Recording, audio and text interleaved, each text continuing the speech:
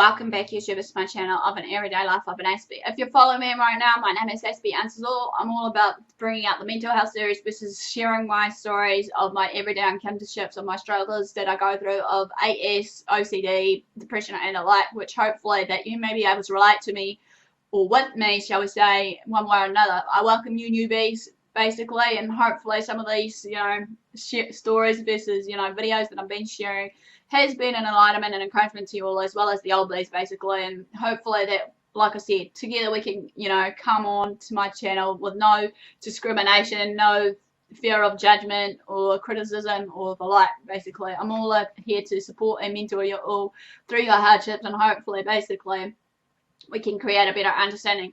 No further ado though, guys, if you haven't been following me right now, I'm doing all about the autism, auspicious and sleep series right now, or just the sleep series in general, basically, and I'm hoping just to address some of the sleeping disorders versus, the causes and triggers for some of these sleeping disorders and some of the sleeping disorder types, where it comes under in each category, versus basically, if you want more in-depth stuff, I've shared also, I'm going to hopefully share some superfoods for, insomnia versus, just tips along the way about how to combat insomnia and the like. So, and all further ado, basically, this is all about the sleeping disorder problems, basically the introductory part of it, which is basically going to be all about the different types of sleeping disorder problems. As we know that they are categorized into different groups. So basically, they are as follows. Abnormal sleep behavior disorders.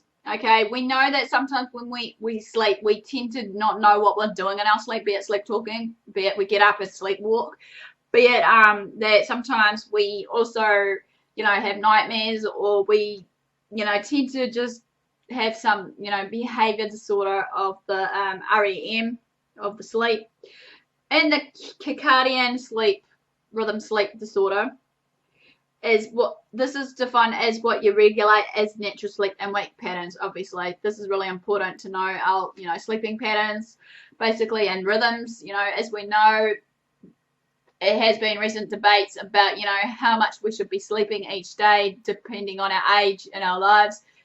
So, for the young kids that are newborns, obviously, the recommended sleep, they reckon, is like 12 to 14 hours a day. And then once we get older to about my age group, which like 7 to 8 hours, includes right up to, usually, if you're lucky enough, the elderly, basically. And also for teens, since teens are usually more active than we are, or teens and young adults, will call myself as a young adult in that category, that basically they'll end up needing only maybe roughly an estimate 6 or 7 hours of sleep. But as we know, this all depends on a lot of various factors. If we're going to sleep basically at the right time of the night, basically we're eating right, we're exercising, we're doing things to, exhaust ourselves, to the end of the day, hopefully that will lead to that point, sort of thing, that leads us to sleep.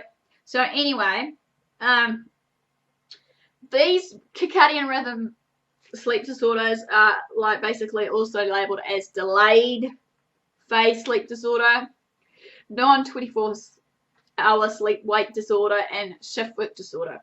The next one is excessive daytime sleepiness disorders, which basically some people may feel tired or fatigued out, even if they've got a night's sleep. I know I'm one of them, even though, like I said in one of my videos, when I'm facing depression, sometimes I feel like I can't get out of bed sometimes, and I feel just to stay in bed, and many people may think, that's a bit odd, but I just feel I need to sometimes so I can rejuvenate properly.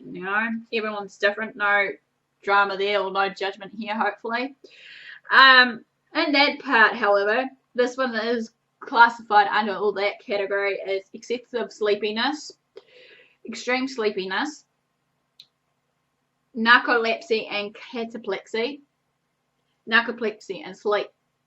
Right, and further ado though, before I lose track of time, I want to quickly briefly share with you all about insomnia, or sleep apnea is another clinical word.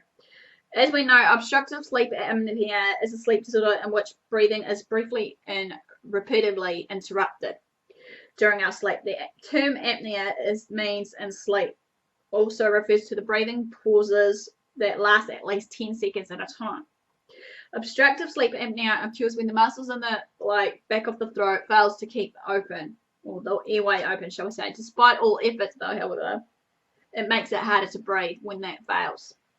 Another form of sleep apnea is central sleep apnea, okay, in which the brain fails to properly control breathing during sleep. Obstructive sleep apnea is far from more common than central sleep apnea.